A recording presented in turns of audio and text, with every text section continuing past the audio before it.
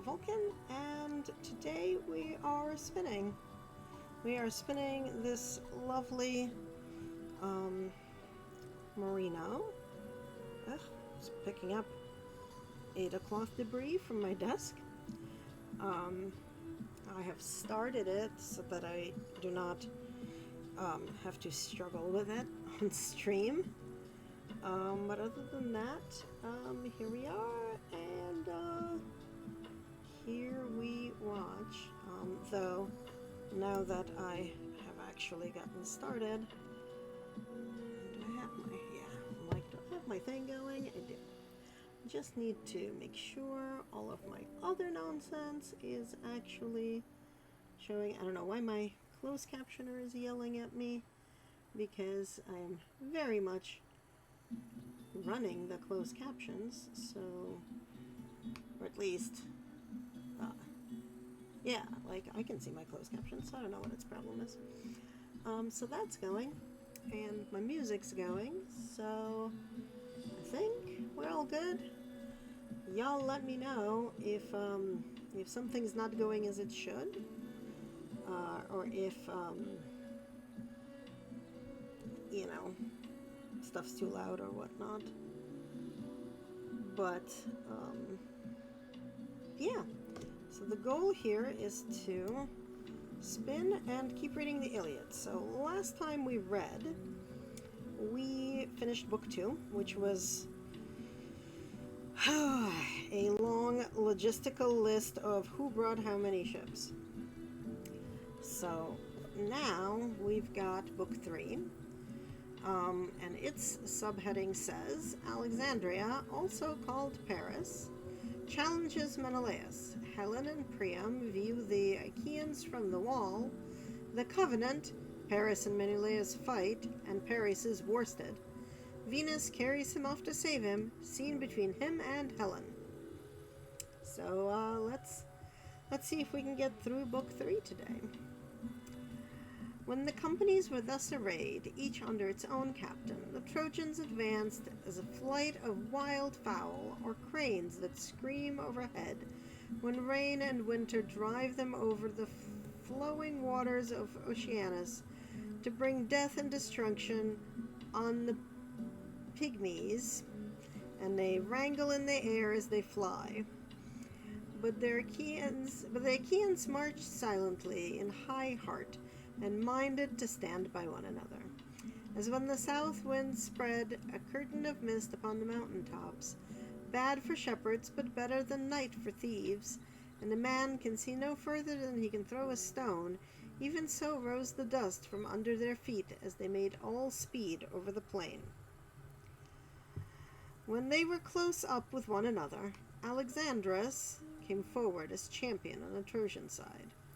On his shoulders he bore a skin of panther, his bow and his sword, and he brandished 2 spears, shod with bronze, as a challenge to the bravest of the Achaeans to meet him in single fight.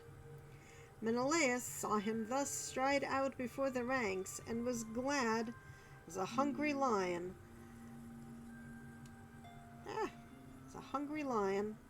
That lights on the carcass of some goat or horned stag, and devours it there and then, though dogs and youths set upon him.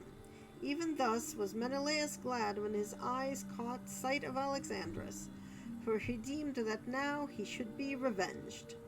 He sprang therefore from his chariot, clad in his suit of armor. Alexandrus quailed as he saw Menelaus come forward, and shrank in fear of his life under the cover of his men. As one who starts back affrighted, trembling and pale, when he comes suddenly upon a serpent in some mountain glade, even so did Alexandrus plunge into the throng of Trojan warriors, terror-stricken at the sight of the son of Atreus. Then Hector upbraided him. Paris, he said, evil-hearted Paris, fair to see, but woman-mad, and false of tongue, would that you had never been born, or that you had died unwed, better so than live to be disgraced and looked askance at. Will not the Achaeans mock at us, and say that we have sent one to champion us who is fair to see but is neither wit nor courage? Did you not, such as you are, get your following together and sail beyond the seas? Did you not from your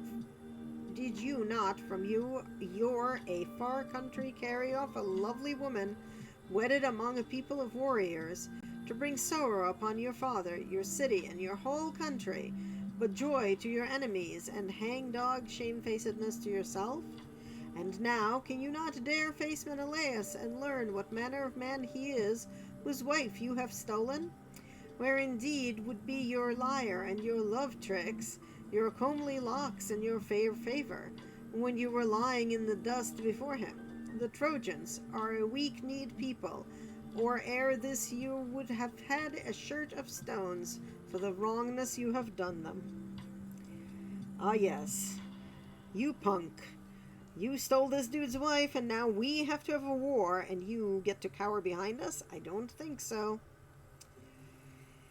And Alexandrus answered, Hector, your rebuke is just. You are hard as the axe which a shipwright wields as his work, and cleaves the timber to his liking. As the axe in his hand, so keen is the edge of your scorn. Still, tempt me not with the gifts that golden Venus has given me. They are precious. Let not a man disdain them, for the gods give them where they are minded, and none can have them for the asking. If you would have me do battle with Menelaus, bid the Trojans and Achaeans take their seats, while he and I fight in their midst for Helen and all her wealth. Let him who shall be victorious and prove to be the better man take the woman and all she has, to bear them to his home, but let the rest swear to a solemn covenant of peace, whereby you Trojans shall stay here in Troy, while the others go home to Argos and the land of the Achaeans. Not the land of the Argonauts. When Hector heard this, he was glad, and went among the Trojan ranks, holding his spear by the middle to keep them back, and they all sat down at his bidding. But the Achaeans still aimed at him with stones and arrows, till Agamemnon shouted to them, saying, Hold, Argives! Shoot not, sons of the Achaeans, Hector desires to speak. They ceased taking aim, and were still, whereon Hector spoke. Hear from my mouth, said he, Trojans and Achaeans, the saying of Alexandrus, through whom this quarrel has come about. He bids the Trojans and Achaeans lay their armor upon the ground, while he and Menelaus fight in the midst of you for Helen and all her wealth. Let him who shall be victorious, and prove to be the better man, take the woman and all she has, to bear them to his own home, but let the rest swear to a solemn covenant of peace.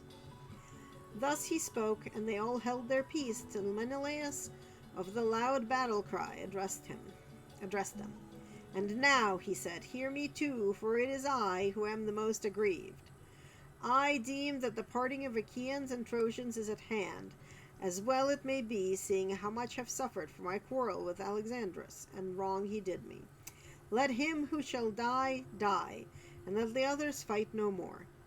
Bring then 2 lambs, a white ram and a black ewe, for earth and sun, and we will bring a 3rd for Jove. Moreover, you shall bid Priam come, that he may swear to the covenant himself, for his sons are high-handed and ill to trust, and the oaths of Jove must not be transgressed or taken in vain. Young men's minds are light as air, but when an old man comes, he looks before and after, deeming that which shall be fairest upon both sides. The Trojans and the Achaeans were glad when they heard this, for they thought that they should now have rest. They backed their chariots towards the ranks, got out of them, and put off their armor, laying it down upon the ground, and the hosts were near to one another with a little space between them. Hector sent 2 messengers to the city to bring the lambs and to bid Priam come, while Agamemnon told Talthybius to fetch the other lamb from the ships, and he did as Agamemnon had said. Meanwhile, Iris went to Helen in the form of her sister-in-law, wife of the son of Antenor, for Heliacon, son of Antenor, had married Laodice, the fairest of Priam's daughters.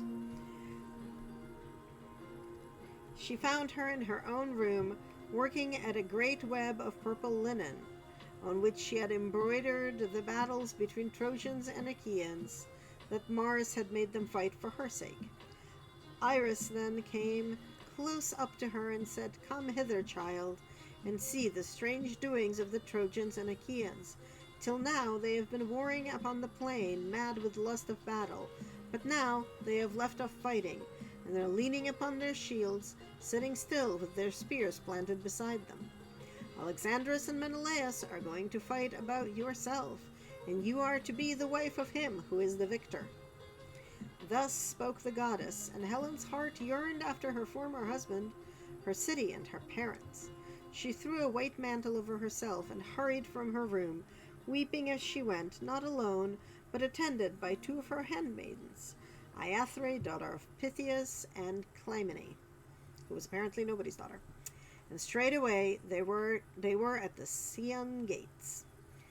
The two sages, Ucalegon and Antenor, elders of the people, were seated by the Scaean gates with Priam, Pantheus, Thymoeteus, Lampus, Cleitus, and Hecaton of the race of Mars.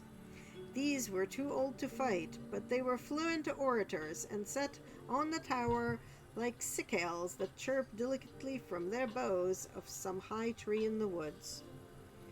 When they saw Helen coming towards the tower, they said softly to one another, "Small wonder that Trojans and Achaeans should endure so much and so long for the sake of a woman so marvelously and divinely lovely.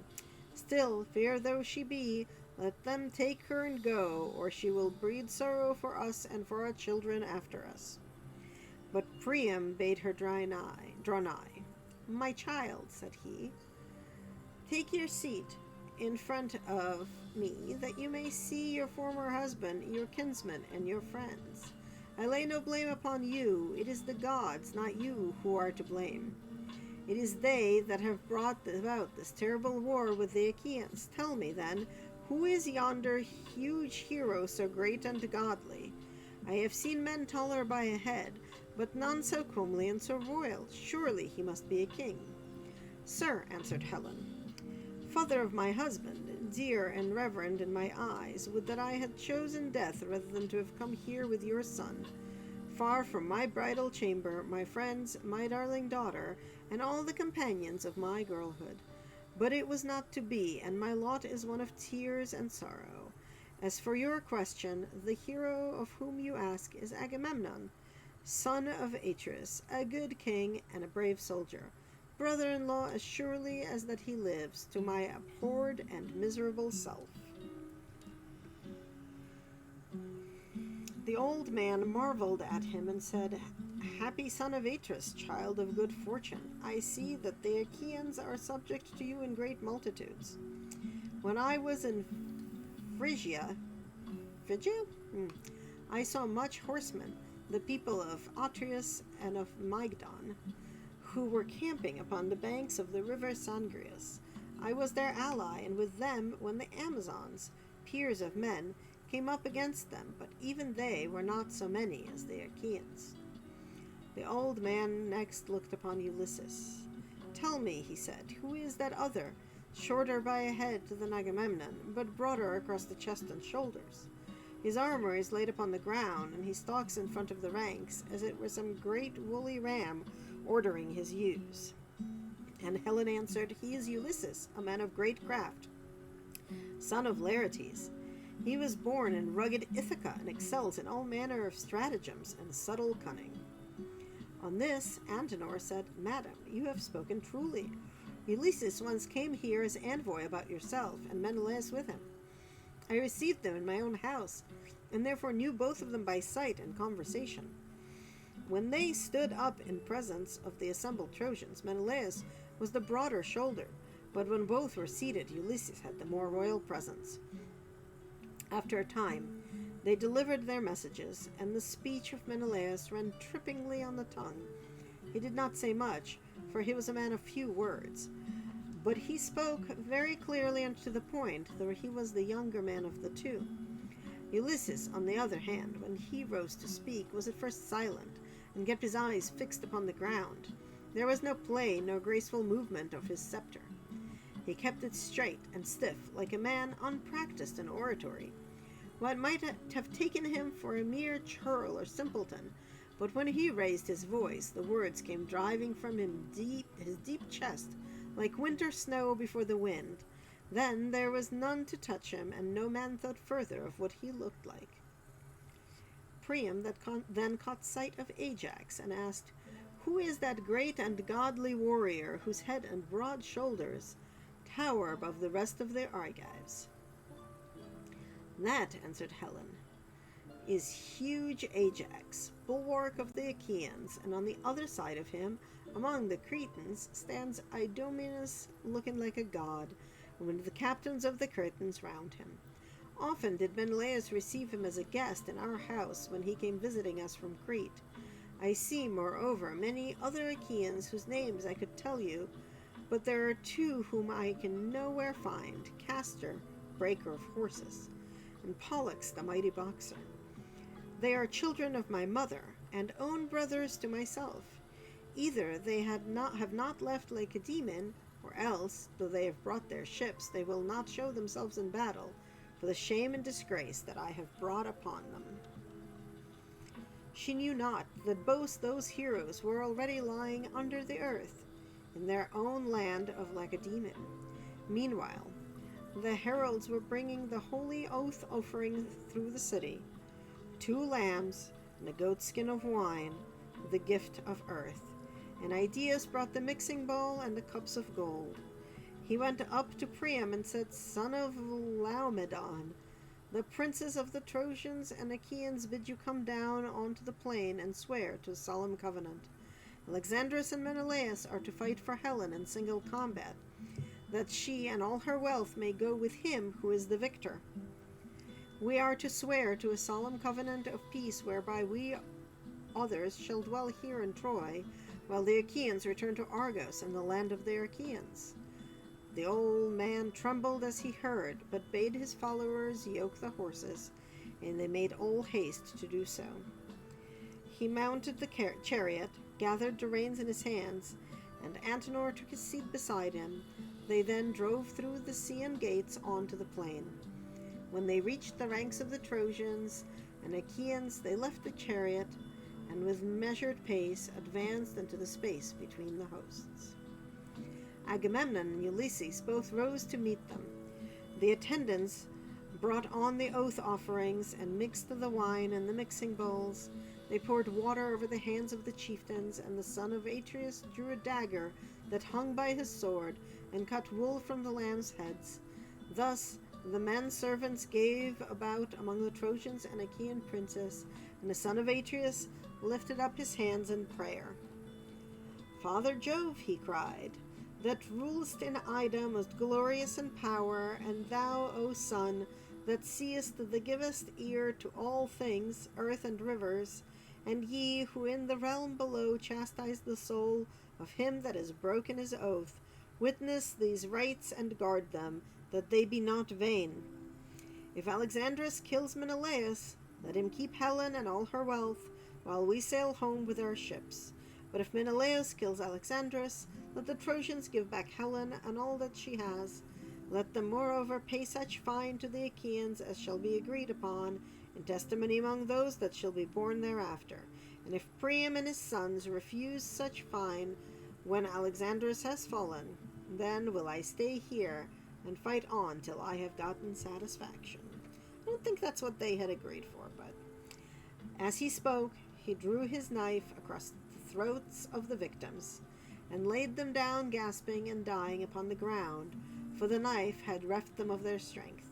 Then they poured wine from the mixing bowl into the cups, and prayed to the everlasting gods, saying, "Trojans and Achaeans, among one another, Jove, most great and glorious, and ye other everlasting gods, grant that the brains of them who shall first sin against their oaths, of them and their children, may be shed upon the ground, even as this wine, and let their wives become the slaves of strangers."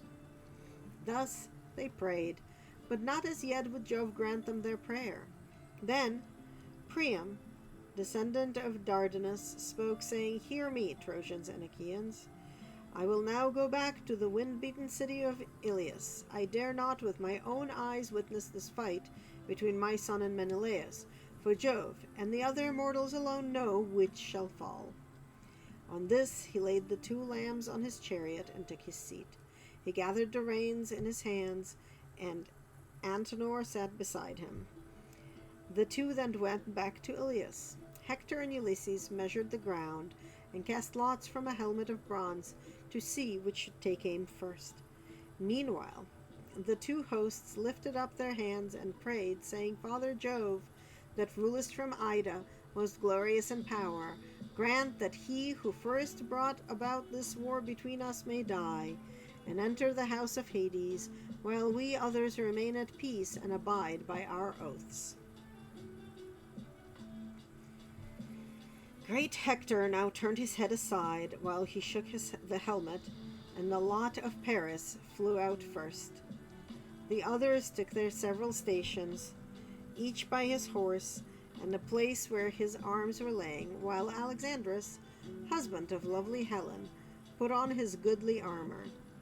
First, he greaved his legs with greaves of good make, and fitted with ankle clasps of silver. After this, he donned the cuirass of his brother Lycaon, and fitted it to his own body. He hung his silver-studded sword of bronze above his shoulders, and then his mighty shield. On his comely head he set his helmet, well wrought, with a crest of horsehair that nodded menacingly above it, and he grasped a redoubtable spear that suited his hands. In like fashion, Menelaus also put on his armor. I love that. Let's describe all of Paris's armor, and also, yes, Menelaus put on some armor, I guess, too, which is mildly hilarious. Alright, if I move this back, like, you guys don't see the whole spinning wheel, but you see my hands more, so we'll try that. Okay, let's see. So, yes, Menelaus also put on his armor. When they had thus armed, each amid his own people, they strode fierce of aspects unto the open space, and both Trojans and Achaeans were struck with awe as they beheld them. They stood near one another on the measured ground, brandishing their spears, and each furious against the other. Alexandrus aimed first, and struck the round shield of the son of Atreus, but the spear did not pierce it, for the shield turned its point. Menelaus next took aim, praying to Father Jove as he did so. "King Jove," he said, "grant me revenge of Alexandrus, who has wronged me. Subdue him under my hand, that in ages yet to come a man may shrink from doing ill deeds in the house of his host." He poised his spear as he spoke, and hurled it at the shield of Alexandrus. Through shield and cuirass it went, and tore the shirt by his flank. But Alexandrus swerved aside, and thus saved his life.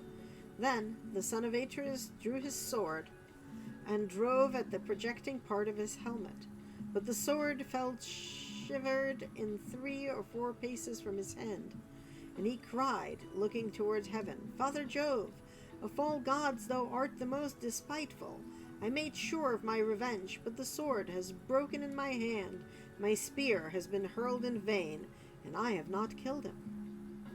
With this he flew at Alexandrus, caught him by the horsehair plume of his helmet, and began dragging him towards the Achaeans.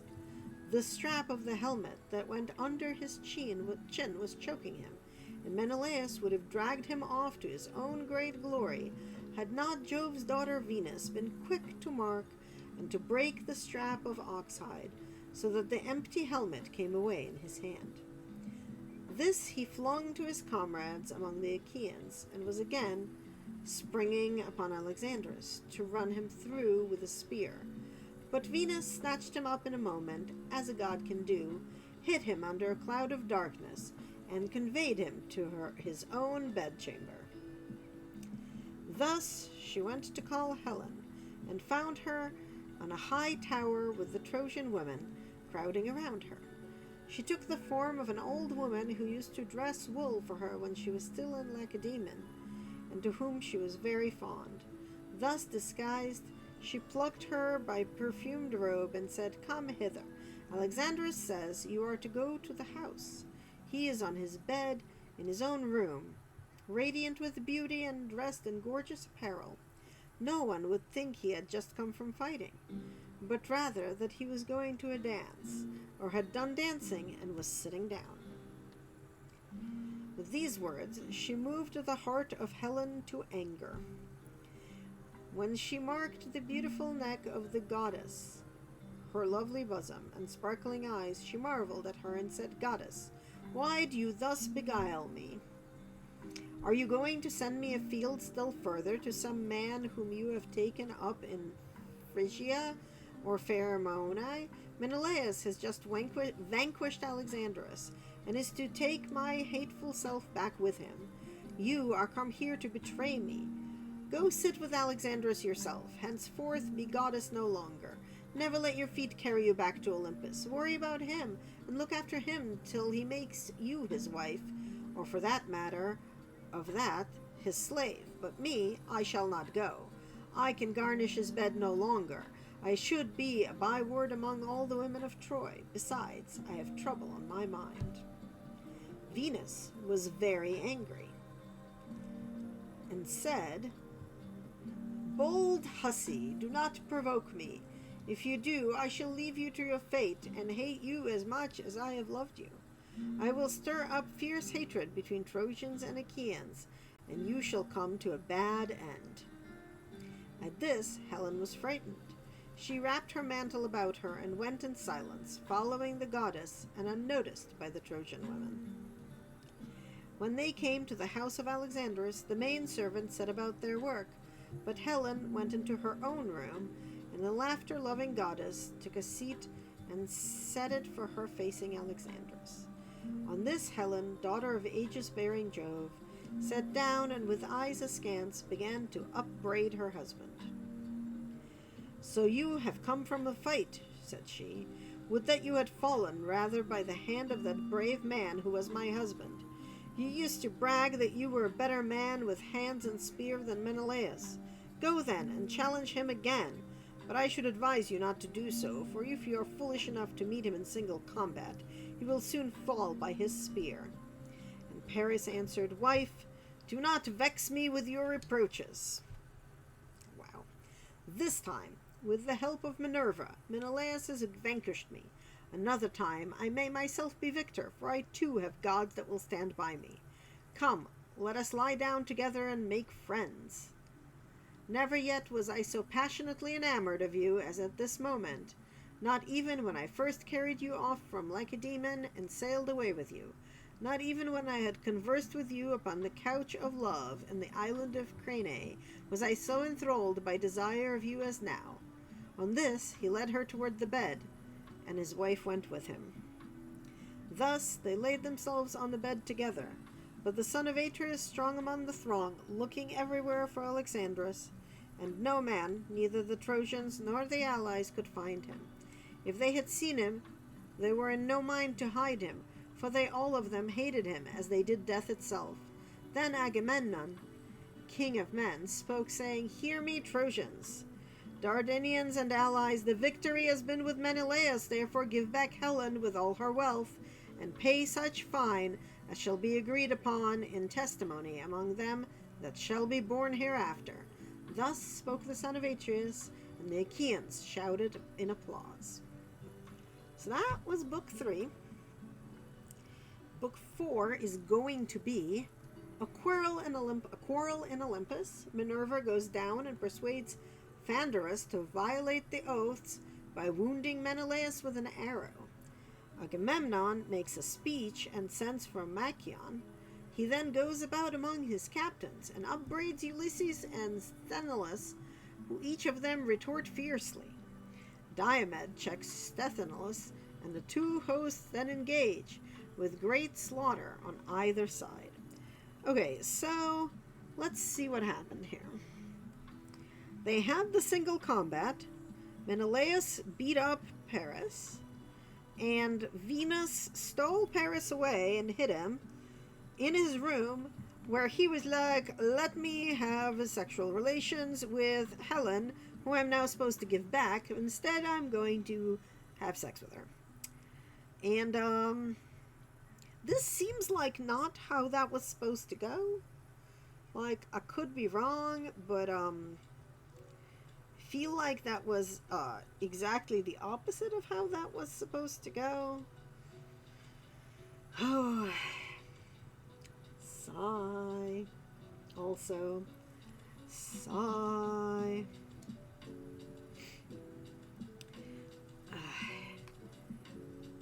I suppose we will read chapter 4, or book 4, I guess, in a bit, but not quite right away, because I need at least a little bit of a break. I am starting to feel the effects of I went and got a COVID booster today. So normally what the boosters do is they make me fall asleep, like entirely, completely all asleep. So that's where I'm at right now. Hopefully I will last until evening, and instead of falling asleep like, I don't know, at 8 p.m., fall asleep at some normal hour like midnight or something, so that I can maybe get some of my sleep pattern back, because I've been going to sleep at like 5 a.m. And I set my alarm for, I want to say 11:30 today, and got up by noon because I had that 1 o'clock appointment for the booster. So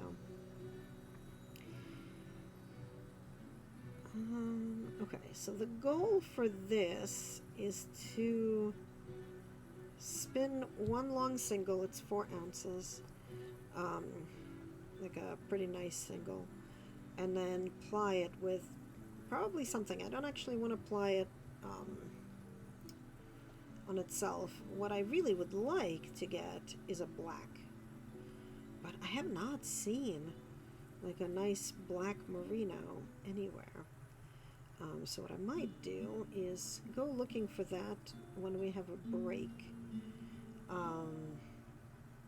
which we should have in about 7 minutes. We have like a 5-minute break just to get a drink, go to the bathroom, and be able to oh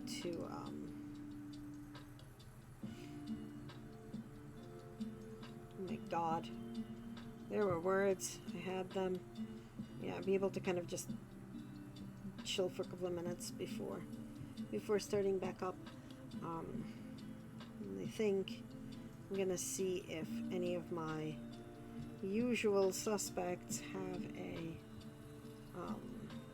have a black. I also want to go to the site where I picked up this yarn, so that was Paradise Fibers, and see exactly what this was. I believe this is just straight up 100% merino, but who knows. The bag just says on it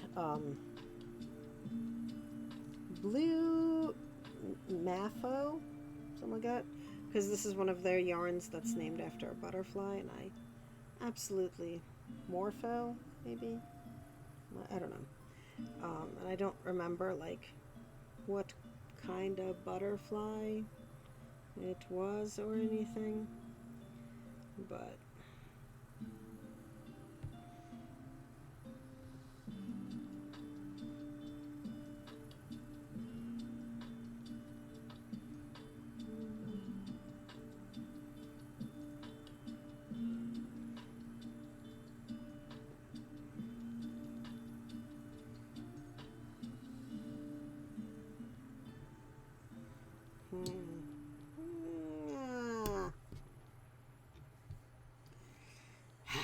hate when that happens. Also, like, then I can never find the where the end is. Right? Because, like,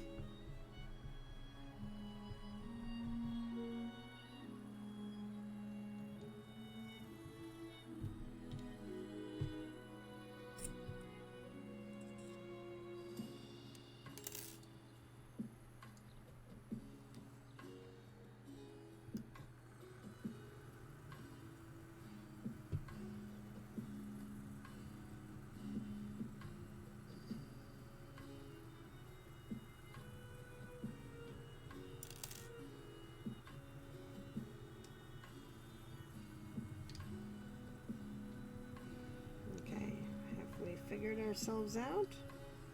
Okay, I think maybe we have. I turned up the speed a tiny bit to just get a little bit more twist, because those were not very, not twisted enough single bits that I just pulled out there. And frankly, the more twist there is, the less likely they are to break. Within reason. Within reason.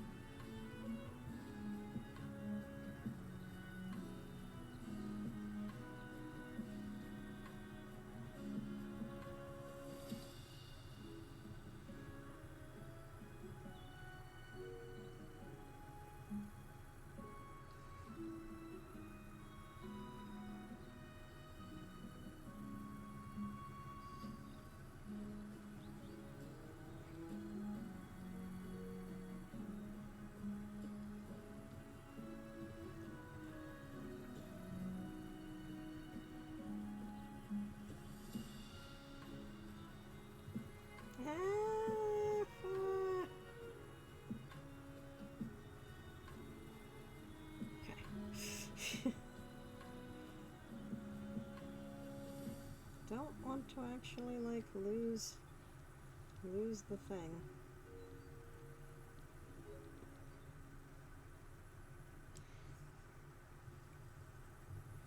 I have a bunch of bamboo that so that's the other thing. I need to get black so I can like spin it and ply it with this, but I also need to get like a white so that I can use it to dilute some of the bamboo and like act as a woolen carrier on it, because bamboo by itself is, you know, gonna be hell. So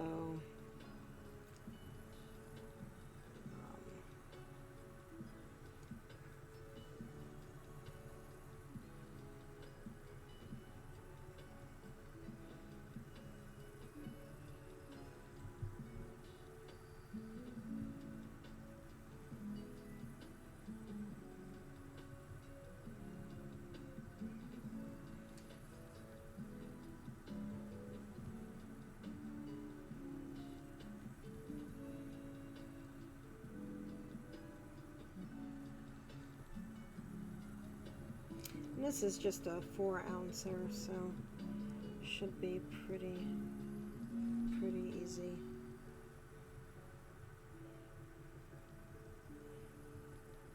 To get it done.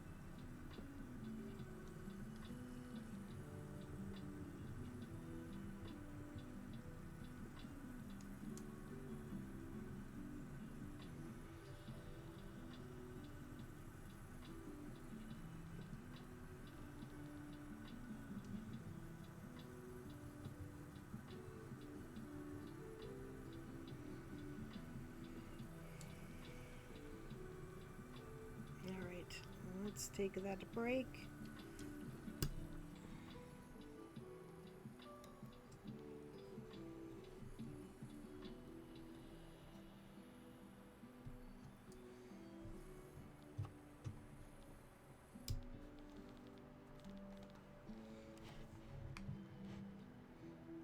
Okay. I will be right back.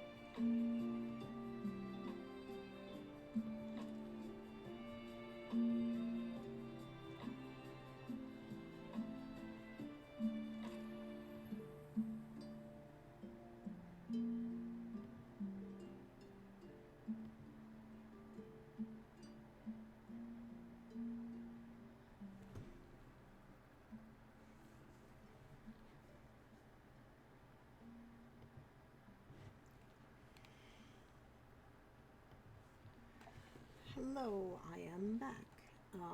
I did go and pick up some fiber. Specifically, I picked up some solid color merino wool top midnight, and then a pound of undyed merino. And this is called a blue morpho.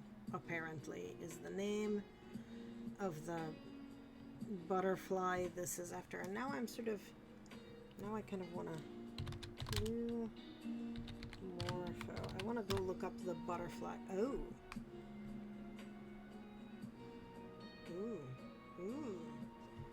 Let me see if I can I just like super quick add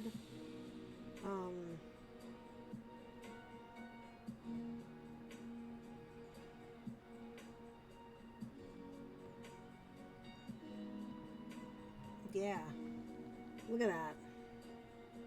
So that's a blue morpho butterfly. No, it's a Menelaus, so that's apropos of our stuff. Let me get rid of it.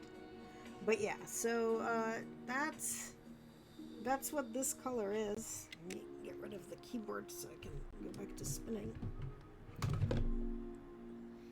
But yeah,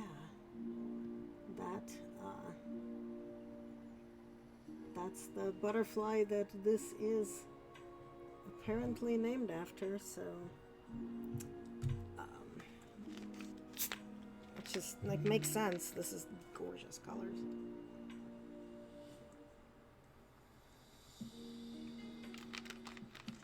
But we'll have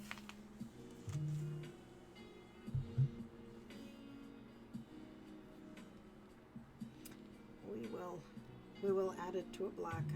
You guys can see it when I do that spinning. Okay.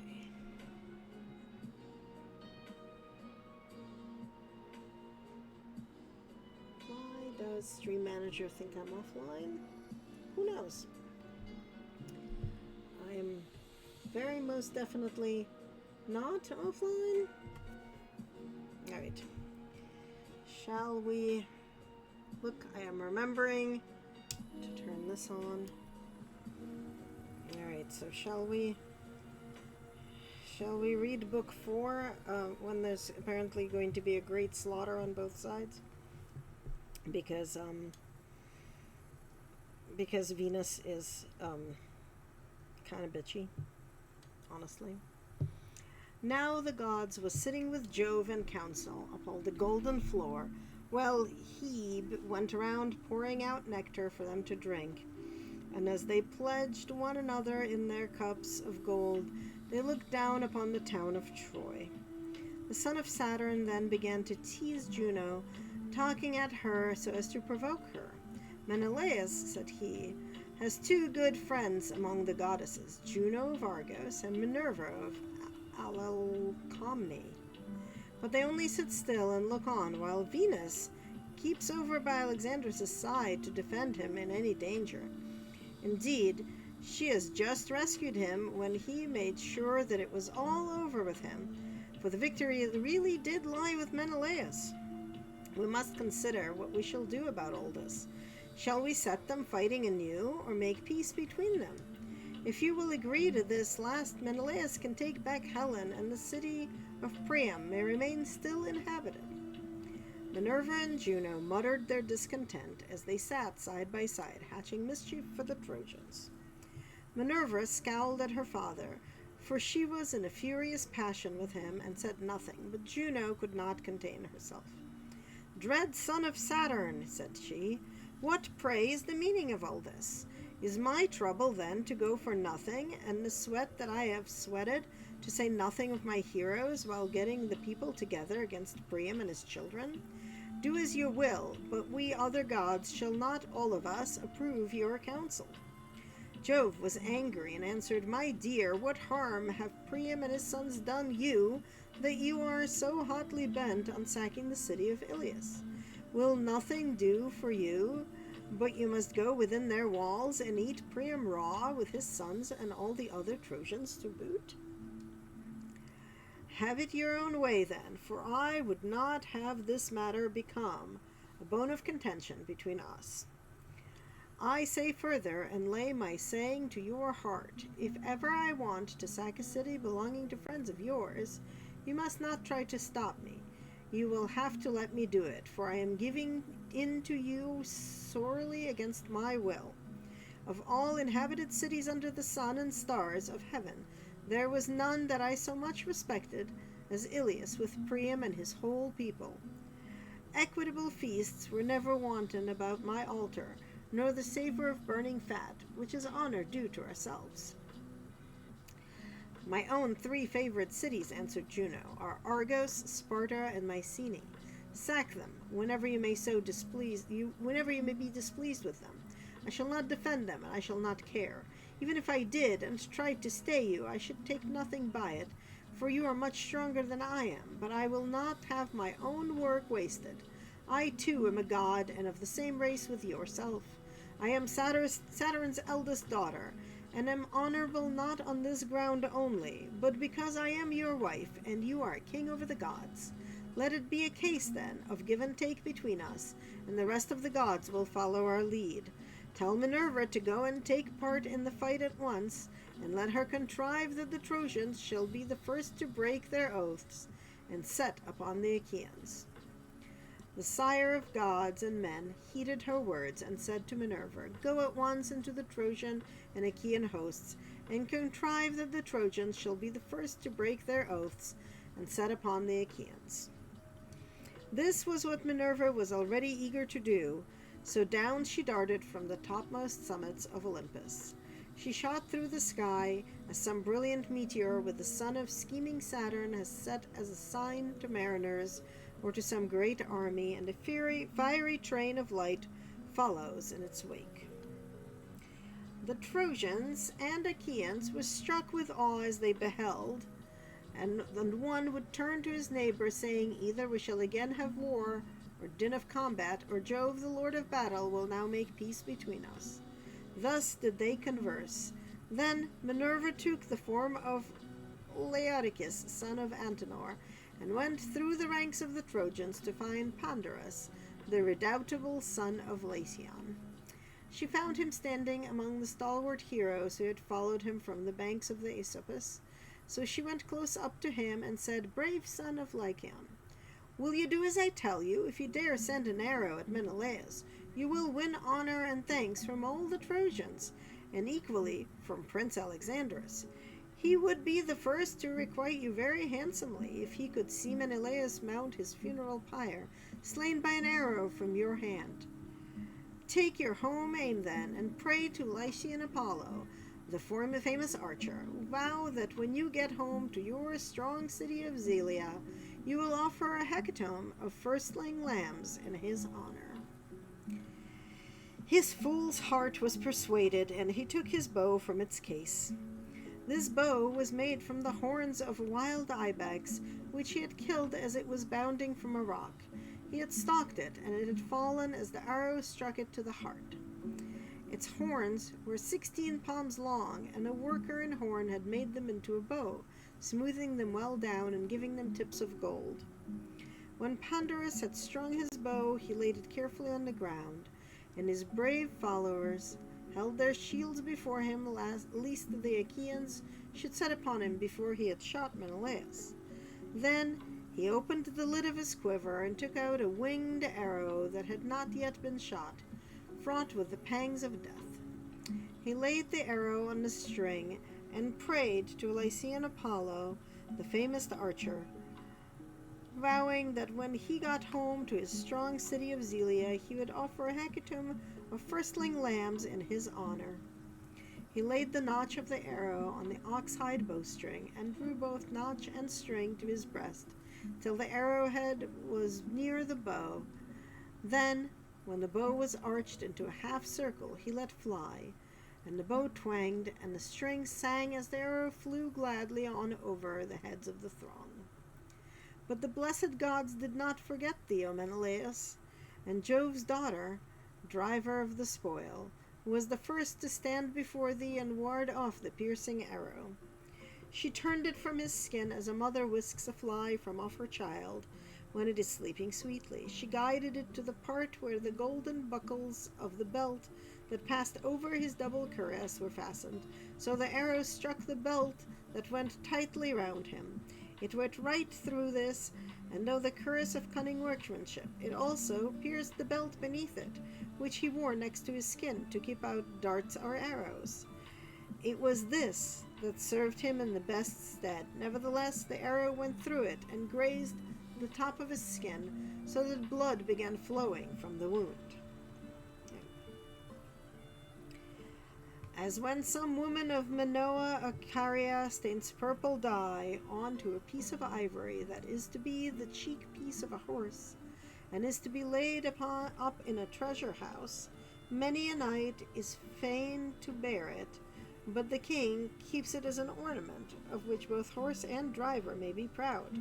Even so, O Menelaus, were your shapely thighs and your legs down to your fair ankles stained with blood. When King Agamemnon saw the blood flowing from the wound, he was afraid, and so was brave Menelaus himself, till he saw that the barbs of the arrow and the thread that bound the arrowhead to the shaft were still outside the wound. Then he took heart, but Agamemnon heaved a deep sigh as he held Menelaus's hand in his own, and his comrades made moan in concert. "Dear brother," he cried, "I have been the death of you in pledging this covenant and letting you come forward as our champion. The Trojans have trampled on their oath and have wounded you.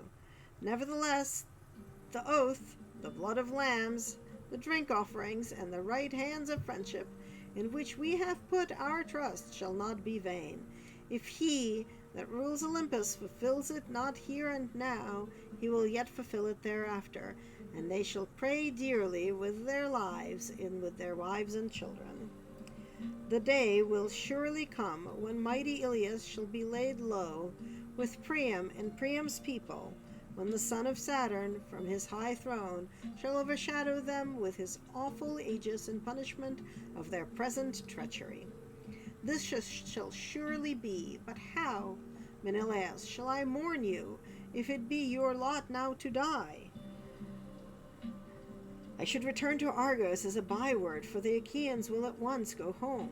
We shall leave Priam and the Trojans the glory of still keeping Helen, and the earth will rot your bones as you lie here at Troy with your purpose not fulfilled. Then shall some braggart Trojan leap upon your tomb and say, 'Ever thus may Agamemnon wreak his vengeance. He brought his army in vain. He is gone home to his own lands with empty ships, and has left Menelaus behind him.' Thus will one of them say, and may the earth then swallow me." But Menelaus reassured him and said, "Take heart, and do not alarm the people. Their arrow has not struck me in a mortal part, for my outer belt of burnished metal first stayed it, and under this my cuirass and the belt of mail which the bronzesmiths made me." And Agamemnon answered, "I trust, dear Menelaus, that it may ever be so, but the surgeon shall examine your wound and lay herbs upon it to relieve your pain." He then said to Talthybius, "Talthybius, tell Machaon, son of the great physician Asclepius, to come see Menelaus immediately. Some Trojan or Lycian archer has wounded him with an arrow to our dismay, and in his own great glory, and to his own great glory." Talthybius did as he was told, and went about the host trying to find Machaon. Presently he found standing amid the brave warriors who had followed him from Chissa. Thereupon he went up to him and said, "Son of Asclepius, King Agamemnon says you are to come and see Menelaus immediately. Some Trojan or Lycian archer has wounded him with an arrow to our dismay and to his own great glory." Thus did he speak, and Machaon had moved to go. They passed through the spreading host of the Achaeans, and went on till they came to the place where Menelaus had been wounded, and was lying with the chieftains gathered in a circle around him. Machaon passed into the middle of the ring, and at once drew an arrow from the belt, bending its barbs back through the force with which he pulled it out. He undid the burnished belt, and beneath this the cuirass and the belt of mail which the bronze-smith had made. Then, when he had seen the wound, he wiped away the blood and applied some soothing drugs which Chiron had given to Asclepius out of the good will he bore him.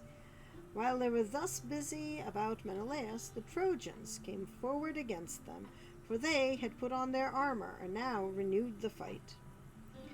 You would not have then found Agamemnon asleep, nor cowardly and unwilling to fight, but eager rather for the fray.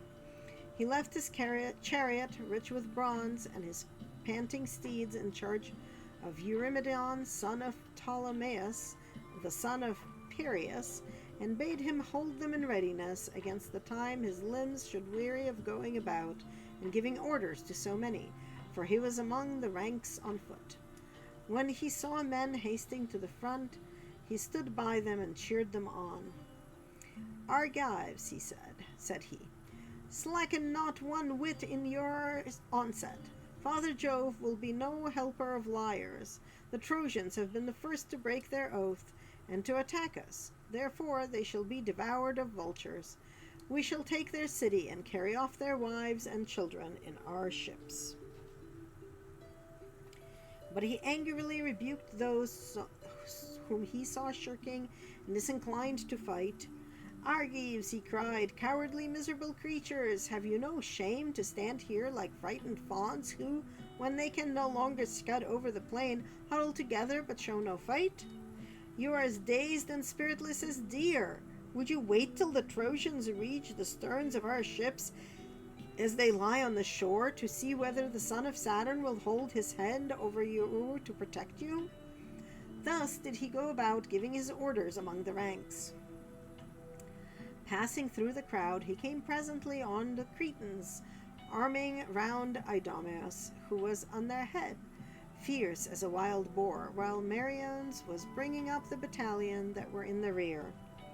Agamemnon was glad when he saw him, and spoke him fairly. Idomeneus, said he, I treat you with greater distinction than I do any others of the Achaeans, whether in war or in other things, or at table.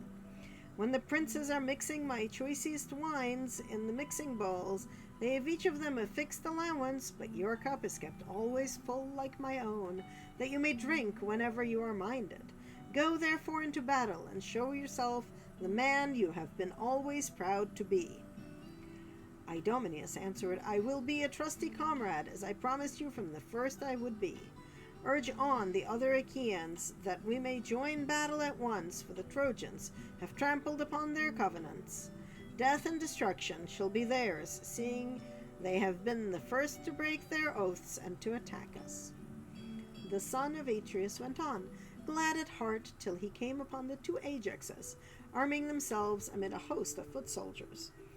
And when a goat herd from some high post watches a storm drive over the deep before the west wind, black as pitch is the offering, and a mighty whirlwind draws towards him, so that he is afraid and drives his flock into a cave. Even thus did the ranks of stalwart youths move in a dark mass to battle under the Ajaxes, horrid with the shield and spear. Glad was King Agamemnon when he saw them. No need, he cried, to give orders to such leaders of the Argives as you are, for of your own selves you spur your men on to fight with might and main. Would, by Father Jove, Minerva, and Apollo, that all were so minded as you are, for the city of Priam would then soon fall beneath our hands, and we should sack it.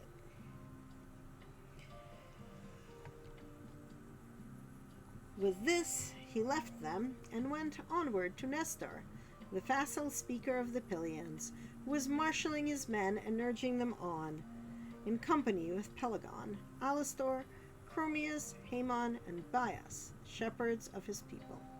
He placed his knights with their chariots and horses on the front rank, while the foot soldiers, brave men and many, whom he could trust, were in the rear. The cowards he drove into the middle, that they might fight whether they would or no.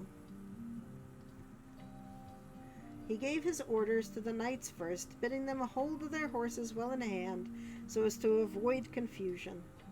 Let no man, he said, relying on his strength or horsemanship, Get before the others and engage singly with the Trojans. Nor yet let him lag behind, or you will weaken your attack. But let each, when he meets an enemy's chariot, throw his spear from his own. Thus he much the best. This is how the men of old took towns and strongholds. In this wise were they minded.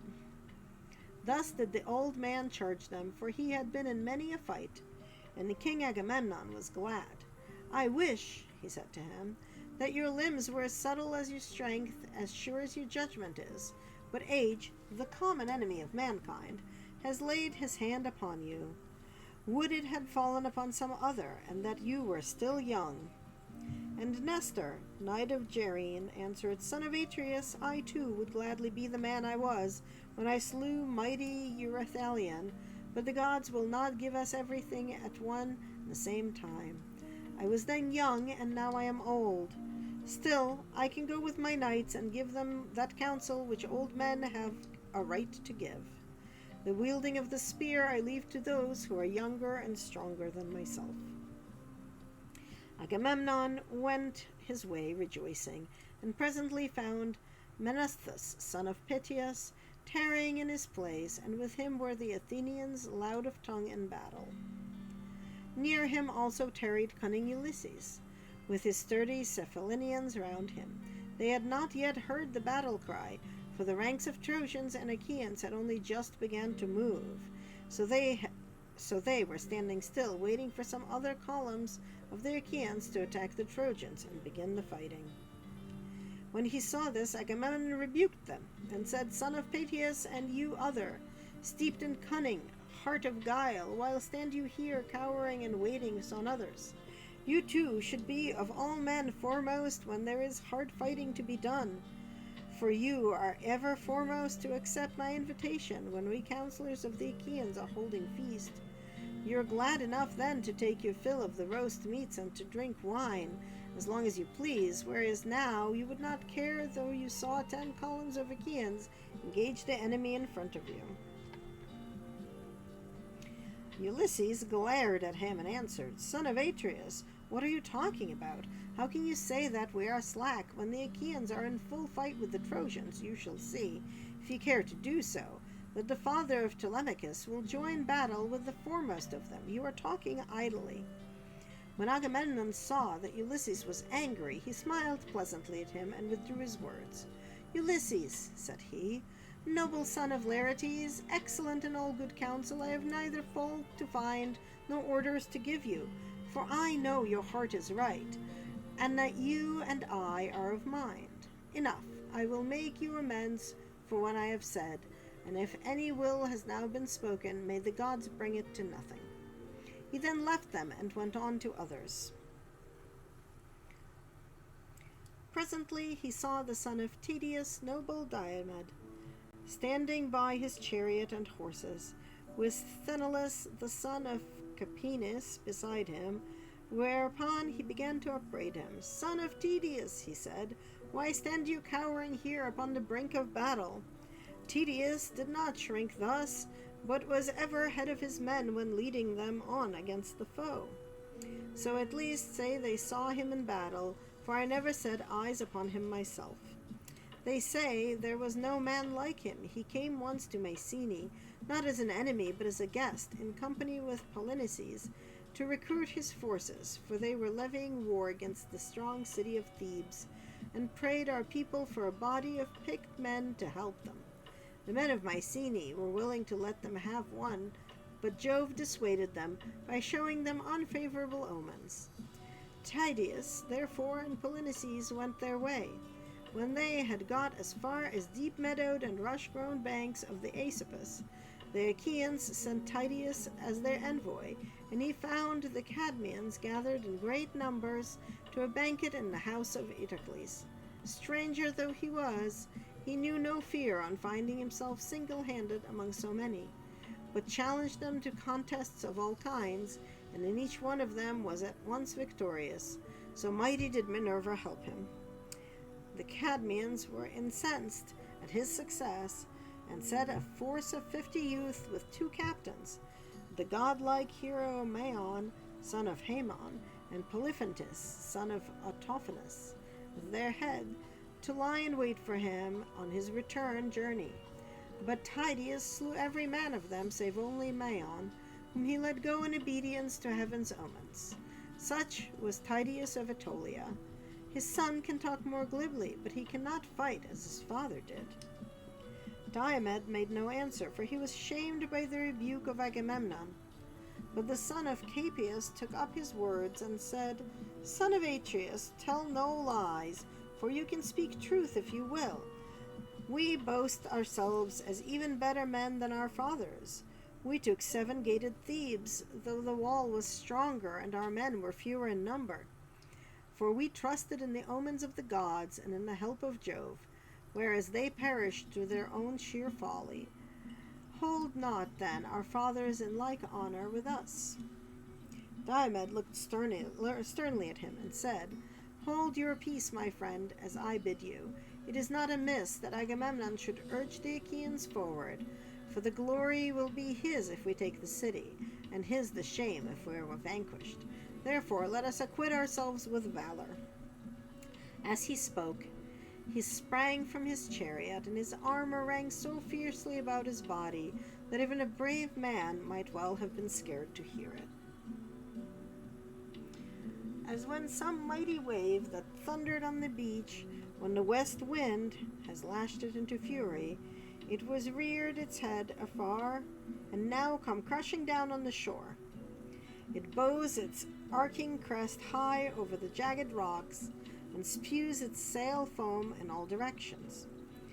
Even so did the serried phalanxes of the Danaans march steadily to battle. The chiefs gave orders each to his own people, but the men said never a word.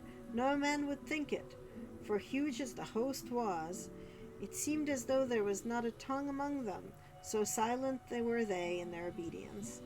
And as they marched, the armor about their bodies glistened in the sun. But the clamor of the Trojan ranks was as that of many thousand ewes that stand waiting to be milked in the yard of some rich flockmaster, and bleat incessantly in answer to the bleating of their lambs, for they had not one speech nor language, but their tongues were diverse, and they came from many different places. These were inspired of Mars, but the others by Minerva, and with them came Panic, Rout, and Strife, whose fury never tires, sister and friend of murderous Mars, who from being at first but low in stature grows till she appears her head to heaven, though her feet are still on earth. She it was that went among them and flung down discord to a waxing of sorrow, with even a hand between them. When they were got together in one place, shield clashed with shield, and spear with spear, in the rage of battle. The bossed shields beat one upon another, and there was a tramp as of a great multitude. Death cry and shout of triumph of slain and slayers, and the earth ran red with blood, as torrents swollen with rain coursed madly down their deep channels, till the angry floods meet in some gorge, and the shepherd on the hillside hears their roaring from afar. Even such was the toil and uproar of the hosts as they joined in battle. First, Antilochus slew an armed warrior of the Trojans, Acapolis, son of Thalicius, fighting in the foremost ranks. He struck at the projecting part of the helmet and drove the spear into his brow. The point of bronze piercing the bone, and darkness veiled his eyes. Headlong as a tower, he fell amid the press of the fight, and as he dropped, King Elphenor, son of Chalcodon, and the captain of the proud Abantes, began dragging him out of reach of the darts that were falling around him, in haste to strip him of his armor. But his purpose was not for long. Agenor saw him haling the body away, and smote him in the side with his bronze-shod spear. For as he stood, his side was left unprotected by his shield, and thus he perished.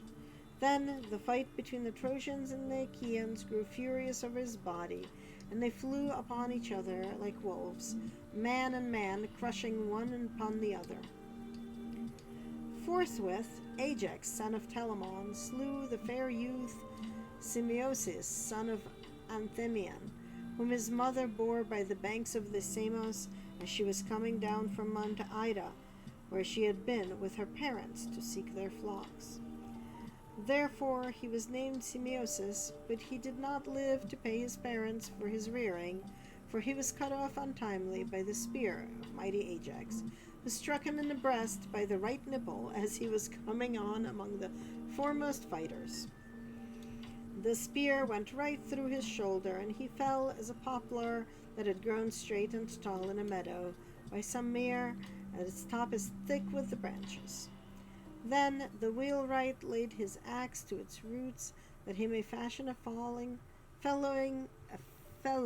for the wheel of some goodly chariot, and it lies seasoned by the waterside. In such wise did Ajax fell to earth Semiosis, son of Anthemion. Therion Antiphus of the gleaming corslet, son of Priam, hurled a spear at Ajax from amid the crowd, and missed him, but he hit Laochus, the brave comrade of Ulysses, in the groin, as he was dragging the body of Semiosis over to this other side. So he fell upon the body and loosed his hold upon it. Ulysses was furious when he saw Laochus slain, and strode in full armor through the front ranks till he was quite close. Then he gleaned round about him and took aim, and the Trojans fell back as he did so. His dart was not sped in vain, for it struck Demacun, the bastard son of Priam, who had come to him from Abydos, where he had charged in his father's mares. Ulysses, infuriated by the death of his comrade, hit him with his spear on one temple, and the bronze point came through on the other side of his forehead. Gross. Therion darkness veiled his eyes, and his armor rang rattling around him as he fell heavily to the ground. Hector and they that were in front then gave round, while the Argives raised a shout and drew off the dead, pressing further forward as they did so.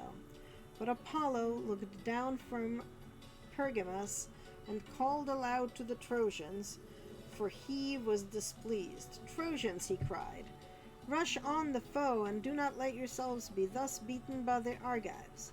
Their skins are not stone nor iron, that when you hit them they do them no harm. Moreover, Achilles, the son of lovely Thetis, is not fighting, but is nursing his anger at the ships." Thus spoke the mighty god, crying to them for the city, while Jove, redoubtable daughter, the Tritoborn, went about among the host of the Achaeans, and urged them forward whenever she beheld them slackening. Then fate fell upon Dyrus, son of Amarynceus, for he was struck by a jagged stone near the ankle of his right leg. He that hurled it was Pyrrhus, son of Imbrasus, captain of the Thracians, who had come from Aenus. The bones and both the tendons were crushed by the pitiless stone. He fell to the ground on his back, and in his death throes stretched out his hands towards his comrades. But Patroclus, who had wounded him, sprang on him and thrust a spear into his belly, so that his bowels came gushing upon the ground, and darkness veiled his eyes. As he was leaving the body, Theon of Aetolia struck him in the chest near the nipple, and the point fixed itself in his lungs. Thoas came close up to him, pulling the spear out of his chest, and then drawing his sword, smote him in the middle of the belly, so that he died. But he did not strip him of his armor, for his Thracian comrades, men who wear their hair in a tuft at the top of their heads, stood round the body and kept him off with their long spears, for all his great stature and valor. So he was driven back. Thus the two corpses lay stretched on earth near to one another, The one captain of the Thracians, and the other of the Epeans, and many another fell round them. And now no man would have made light of the fighting, if he could have gone about among it scatheless and unwounded, with Minerva leading him by the hand, and protecting him from the storm of spears and arrows. For many Trojans and Achaeans on that day lay stretched side by side, face downwards upon the earth. So that was Book 4. Book 5 says, the exploits of Diomed, who, though wounded by Pandarus, continues fighting. He kills Pandarus and wounds Aeneas. Venus rescues Aeneas, but being wounded by Diomed, commits him to the care of Apollo, and gives to Olympus, where she is tended by her mother Dione. Mars encourages the Trojans, and Aeneas returns to the fight cured of his wound. Minerva and Juno help the Achaeans, and by the advice of the former, Diomed wounds Mars, who returns to Olympus to get cured. Oi, I mean, I don't think we're going to read Book 5 today, because we already read 2 books, and I don't think my voice can do it, but you know, that was a lot happening there in Book 4.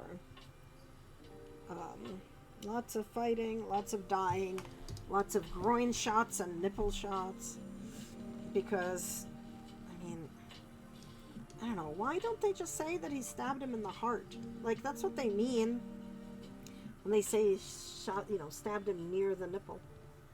But here we are. Oh, apparently we have an ad break happening. Why do we have an ad break happening? Well, can't hurt, I suppose. It's like a short 90-second ad, I think, for anyone who is looking. Let me see how this is going. Oh, it's not bad. Doing pretty okay, I think.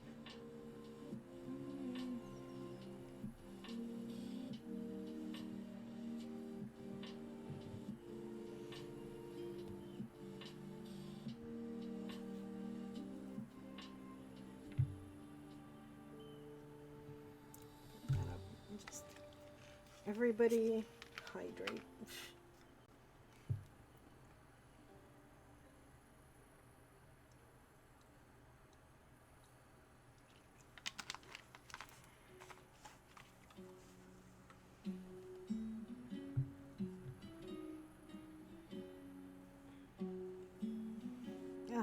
There's like little wisps of thread everywhere.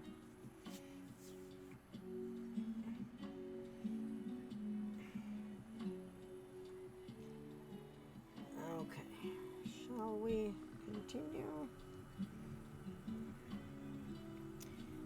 But yeah, so I've never actually done the like pretty colorful yarn with a black second single, but really want to, so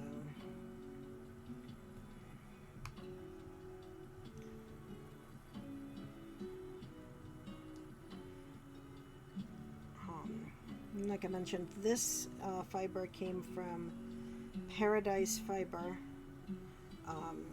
They are a really neat place. I really like their stuff, but they recently had a warehouse fire, so I do highly recommend folks check them out. Let me see if I can paste their URL.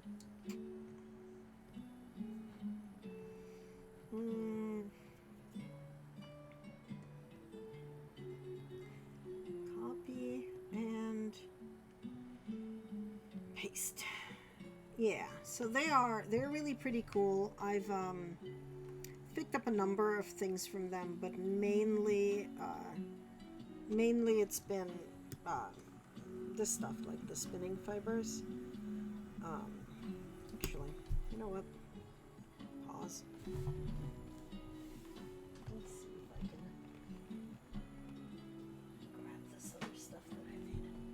So this was another this was another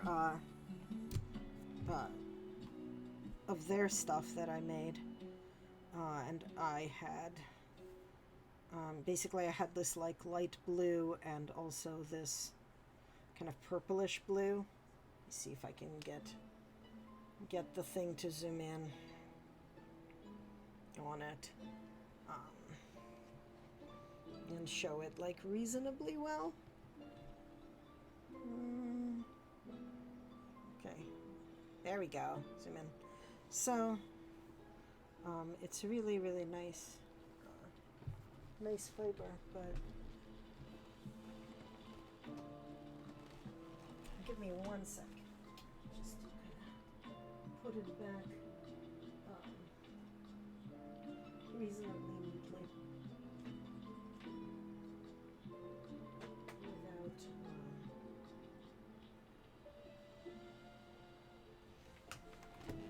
so I don't like drop it on the ground or something.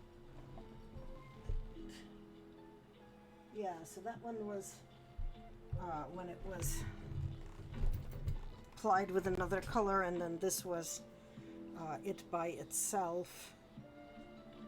There we go.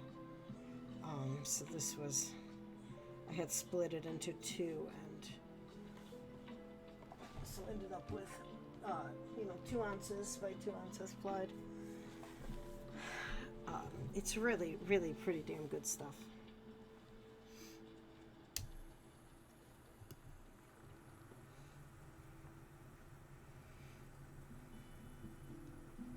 Also, like all of my fiber is just kind of lying there, and really I need to put it in a bin just so as not to tempt mothy fates. But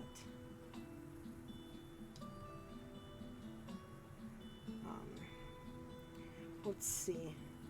So I'm getting this done. I also do have some cross stitch bits to do.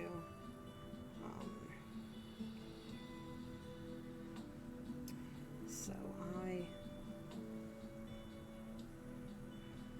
should get some of that into the stream as well, I think.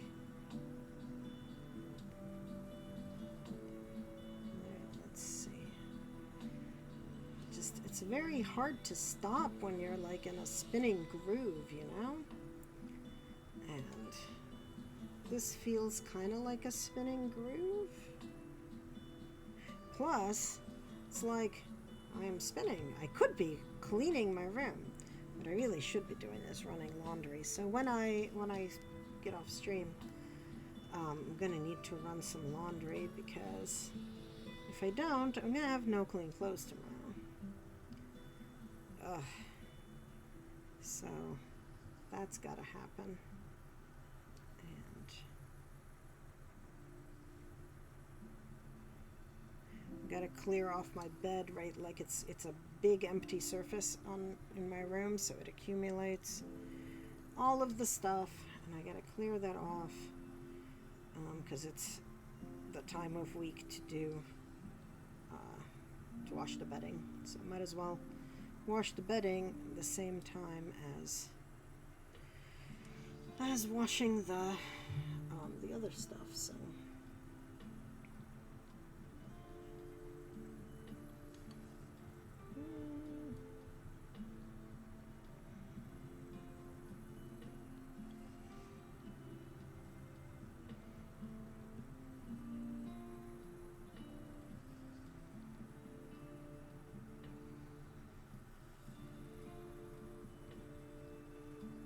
I'm still meaning to turn my desk around in my room, but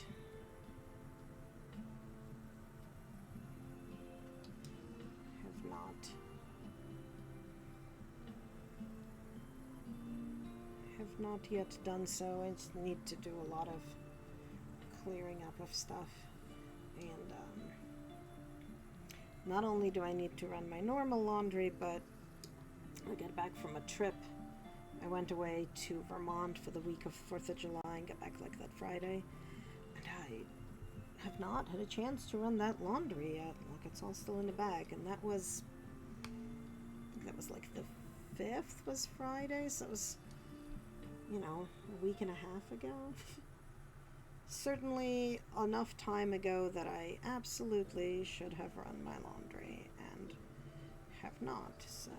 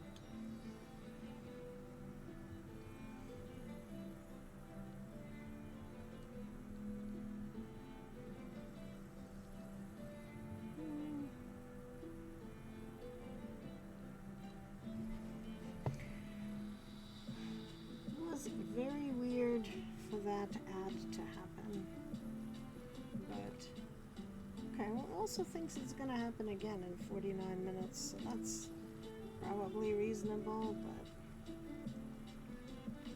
who knows?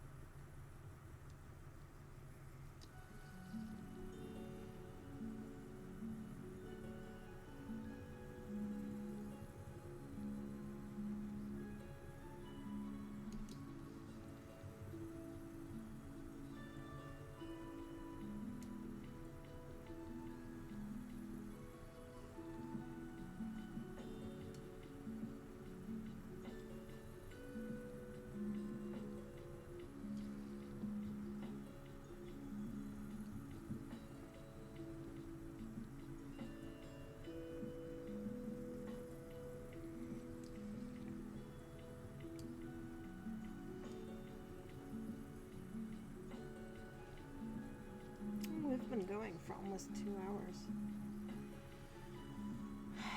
So maybe it is time to switch to cross stitch, mostly because I try to do no more than 2 hours of any sort of one craft, so as to not do terrible things to my wrists, because they are not what they used to be, let's say. So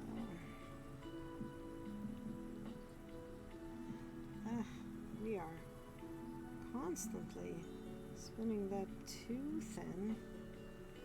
Words I'd never thought I'd say about something I was doing, but it's happening. So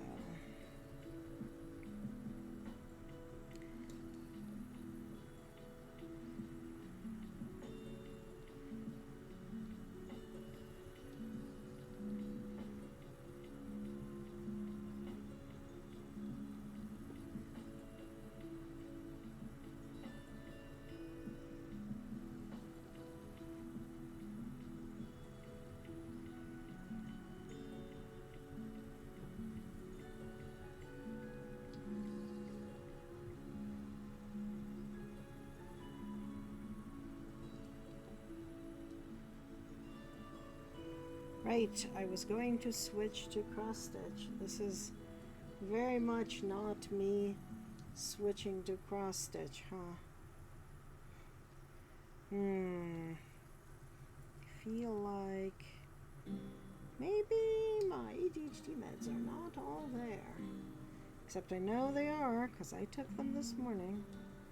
They were absolutely all there.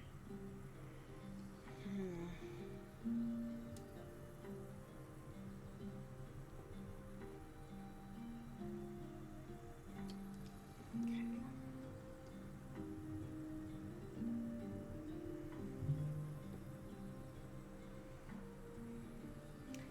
Right. We were switching. Okay. Look, I have stopped. I have stopped so that we can switch, so that I don't damage my hands. Okay.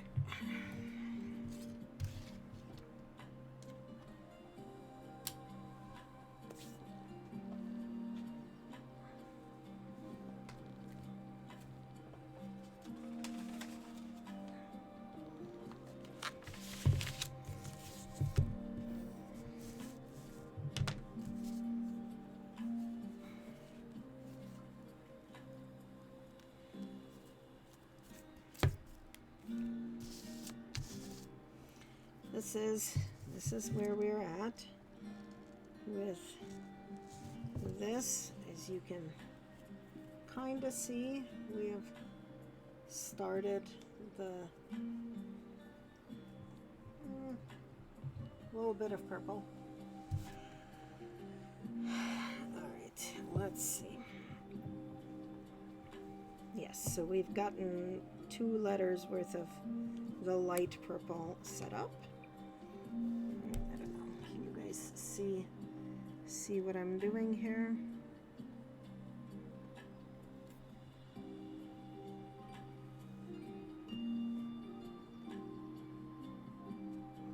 You know, I should probably, let me see if I can pull up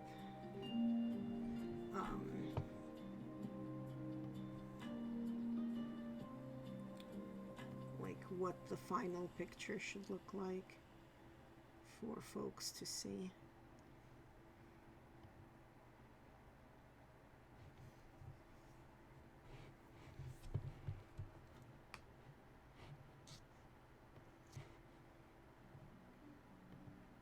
File, save,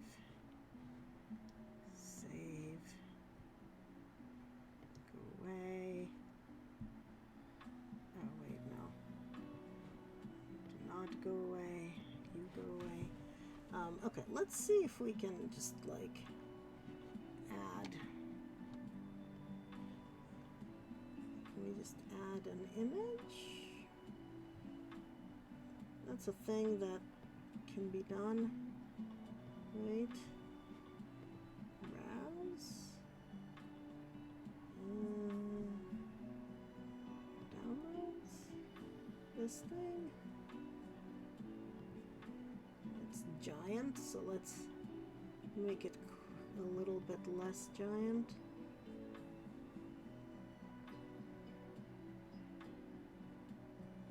Yeah, so that's what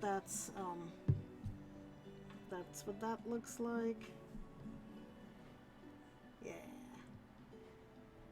Okay. Back to it. So you can see the light purple is kind of at the top of all the letters there. And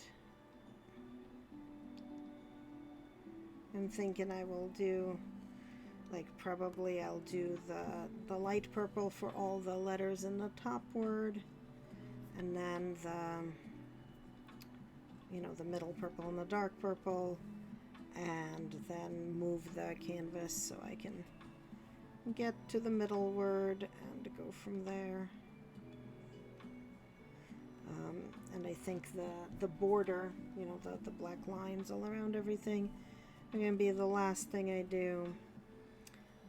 after I've done all the purple, just because I outlined all the letters and got kind of bored of doing nothing but black, so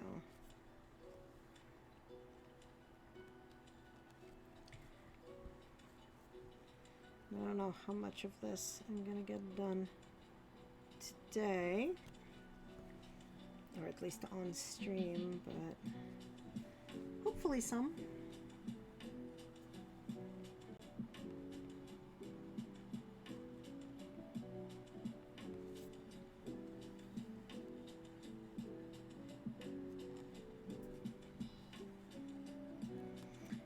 Now, unfortunately, the very light purple is not exactly the most visible of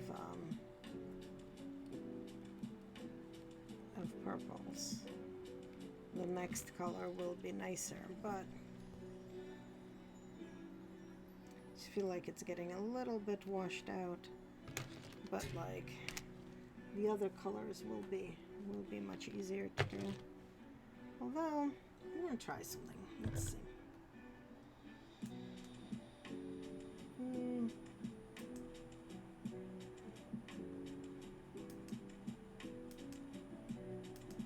Is that any better or worse? I feel like that's almost worse.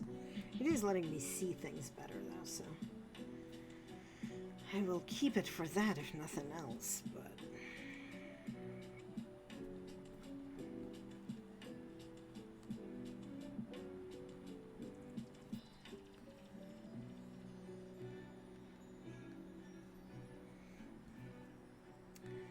you know, normally I would like do one line of the purple kind of across all the letters and then head back and that sort of thing, but I feel like that's gonna waste a lot more thread than just doing the full letter and then only doing kind of like the span between the letters once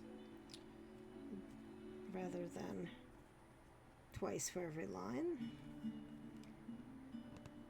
Like I could be missing something, but I feel like it's the most economy of thread, and of all the other colors. So the quantity of colors that this thing needs, all of them I need less than one skein, but I bought 2 of every color I needed except for this light purple because there was exactly one of it that Michael's had. So I did not have a lot of choice about how many I was going to be able to get.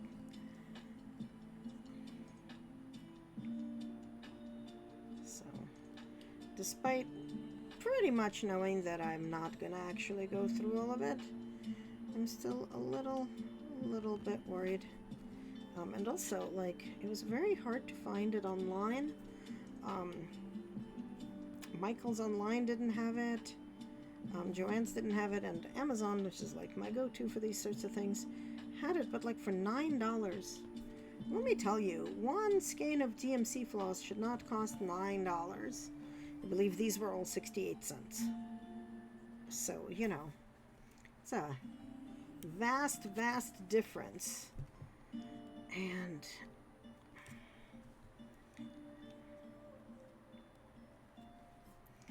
yeah, I don't know why, like, I think because they could, honestly, charge that much, but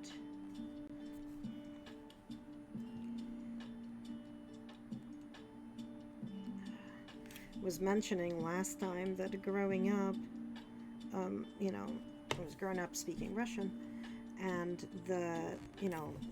not called DMC in Russia, it's called Moulinet thread, and like if you get like real authentic DMC floss, it says DMC Moulinet on it. I don't know why, because that's clearly French. Like DMC is not a French company, I don't think, right? I think it's an American company. So I don't Don't entirely know why it's referred to as that, but I'm sure I can look it up. Like when I'm not, here streaming, but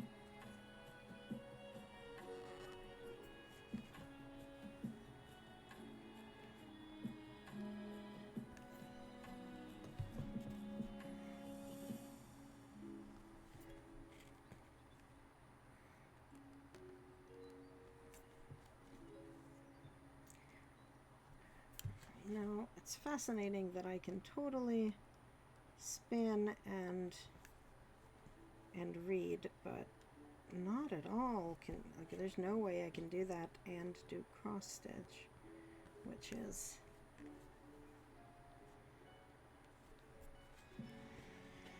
probably makes sense because I have to pay a lot more attention to, like, putting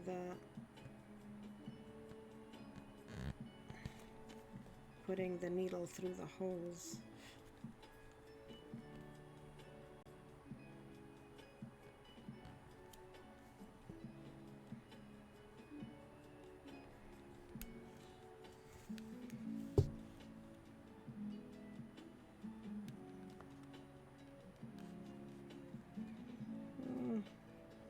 My backs are not great. Not the worst, but not great.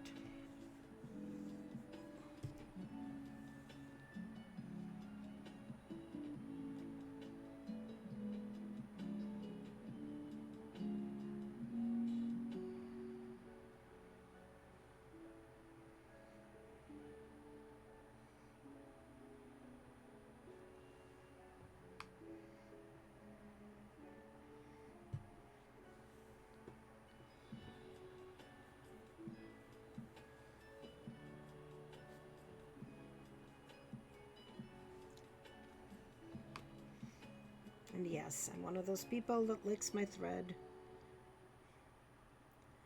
There are worse faults to have. Sort of my theory.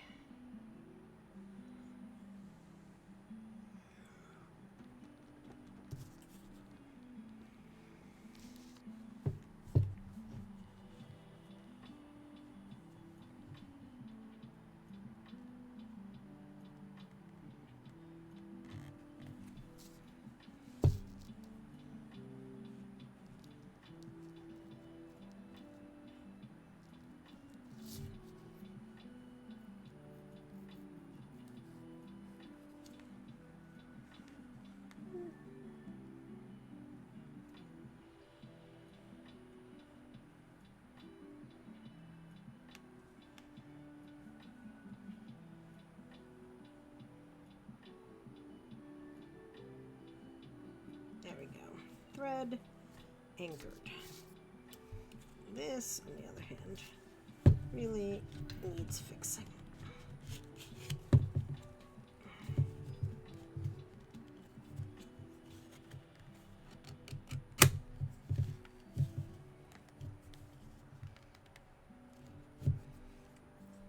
There we go. Yep. You. Do not mix in. This is not your craft.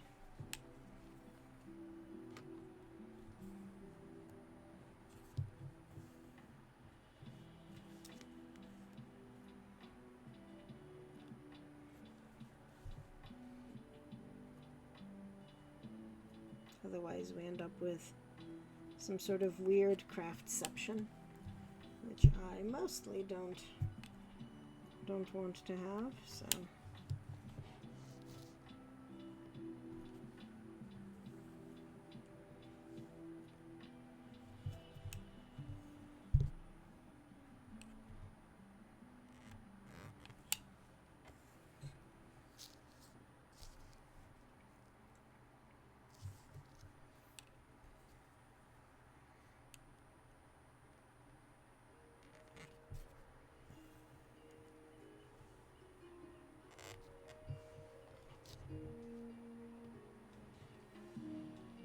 I'm always just a little bit worried that I'm doing a light color right next to the black. It'll be weird, but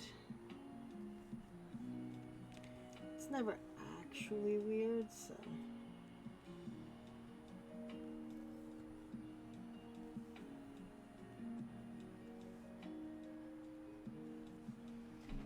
Sort of wonder, I always kind of wonder, like, how many other people are also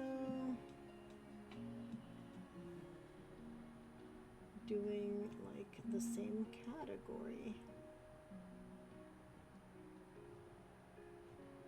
Like, makers and crafters who are live.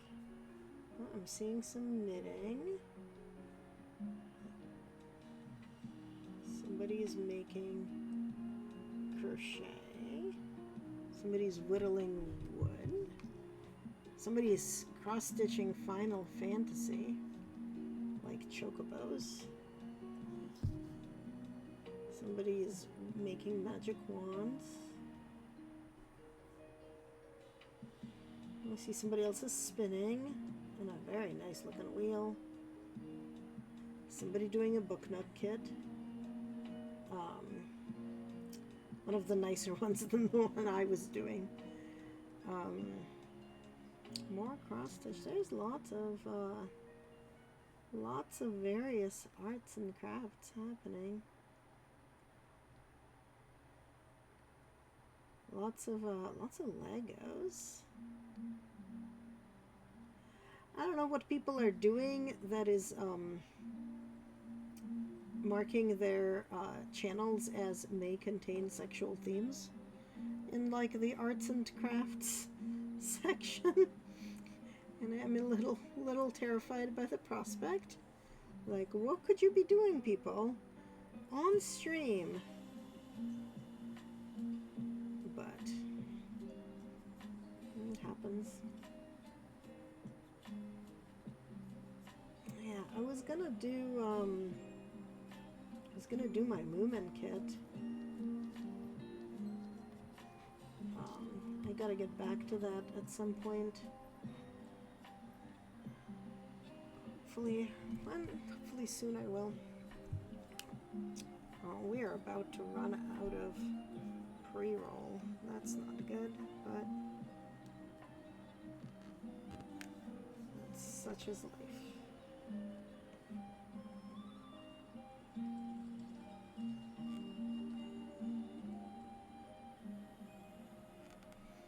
I ran like a 3-minute ad, but I think that was maybe an hour ago at this point. So I should probably run an ad because I don't want pre-rolls. They're no fun.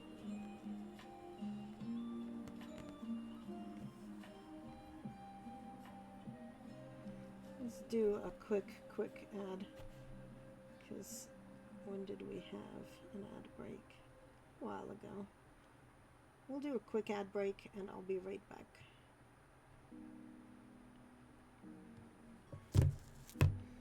Promise you're not gonna miss much.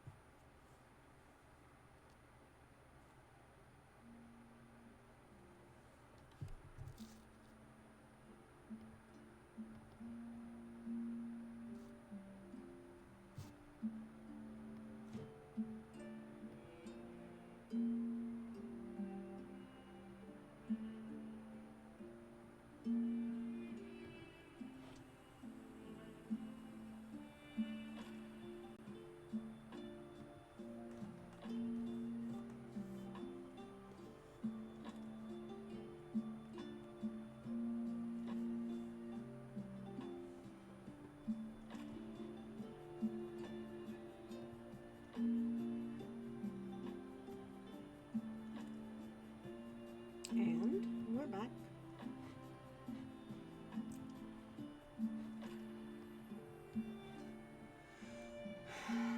You know, I've done a couple of X's while we were having ads, but like, I've not moved on to the next letter yet or anything. So when I say you're not gonna miss much, I'm not kidding. This is not exactly speedy going here. So.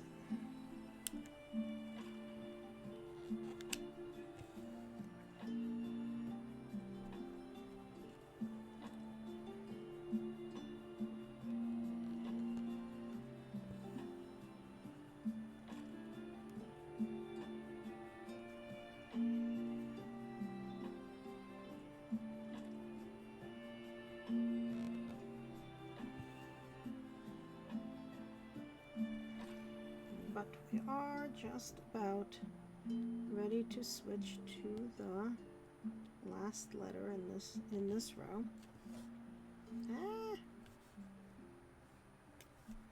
Do not get stuck on anything in the back. I don't know what the heck that was.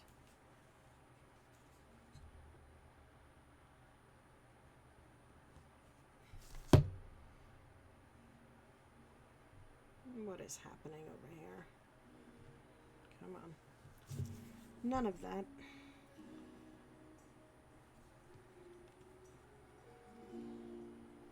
Okay.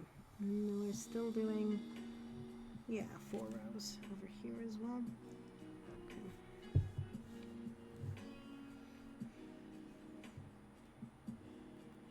The Y is a very weird letter because it's literally the only letter that doesn't have these like little divots on either side.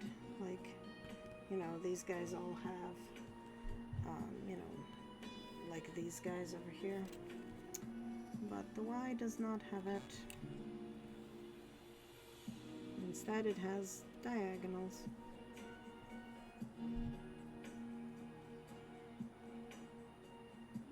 Which I suppose is a vaguely fair trade, but only vaguely.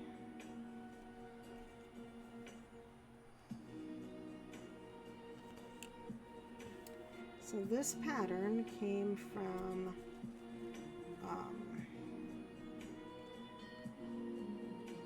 Sleeping Luna Designs, and which I really should also link. So let's do that before I forget.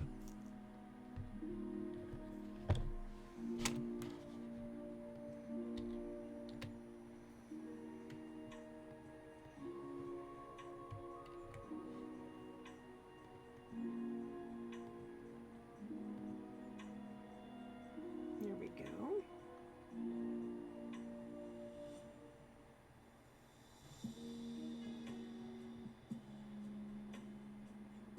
Yeah. That's where I picked up the pattern after coming in with a raid to her channel. Somebody I gamed with and watch on stream, Hedgie Cleric, raided her, raided Luna, and we we hung out there for a little bit. And I went to check out the website and picked up this pattern and a t-shirt. Hasn't arrived yet. But watching her stream is what reminded me that I had wanted to try to stream some arts and crafts, because mostly I have been streaming games and The Sims and stuff. So being able to stream spinning and cross stitch has been pretty cool. It's just a very sort of chill streaming time, and something that I strive to be able to do. So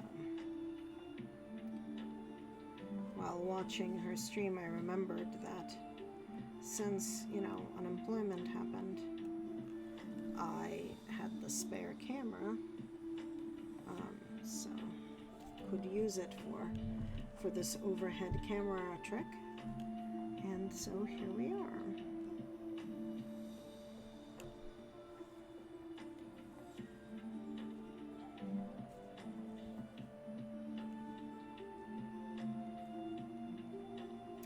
It's not the best camera for this, but it's not the worst. It has autofocus, which is lovely. But it doesn't have like easy kind of like cinematic zoom. Because I sort of wonder if I should be a little bit more zoomed in rather than just kind of showing you guys my desk in its natural habitat, natural state, so to speak.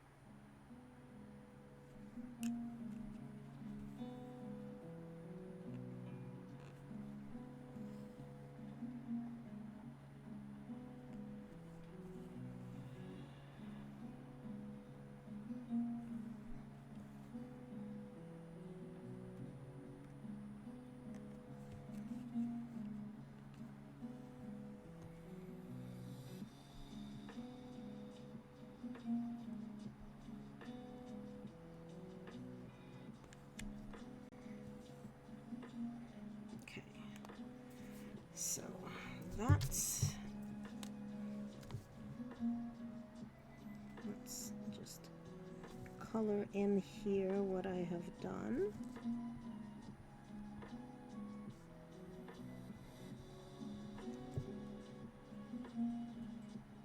There we go.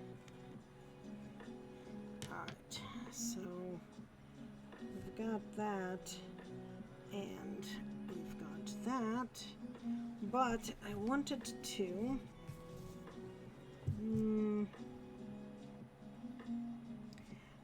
to switch to the other color, so I think I'm just gonna leave this thread here and pick up next color. That's number 2. That's 553, so that's oh my god, what is happening here?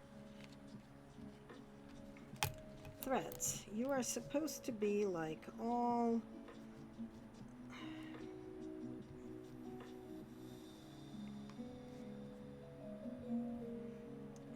like nice and organized, and you are not at all nice and organized, and are instead just sort of all frickin' over the place.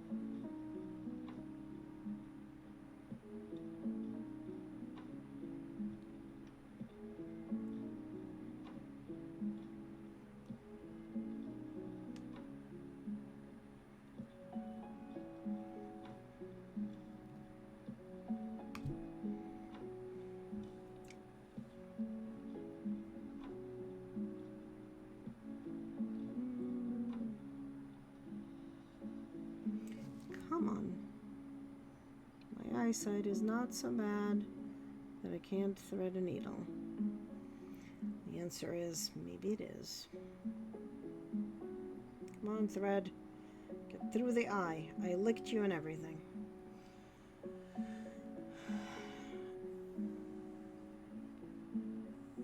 Okay. Hopefully this color is a little bit more visible.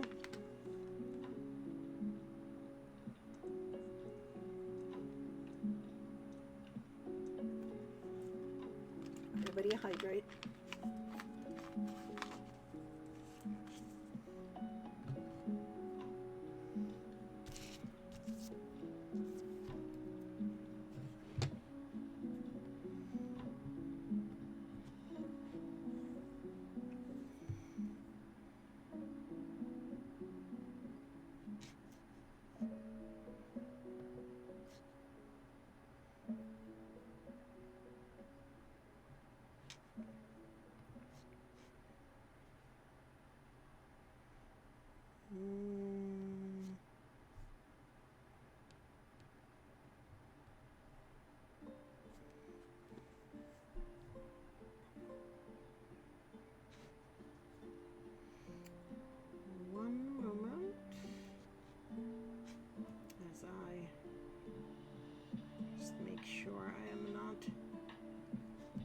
Missing something here.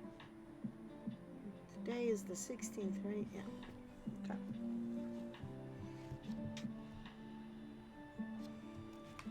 All right.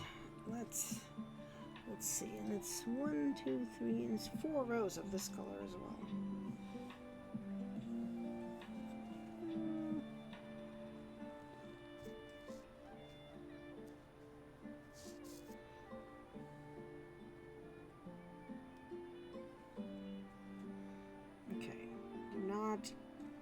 Do not get entangled with me, Thread.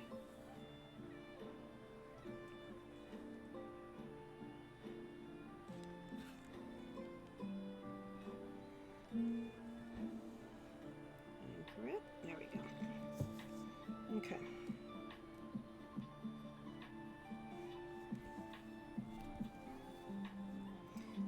You guys tell me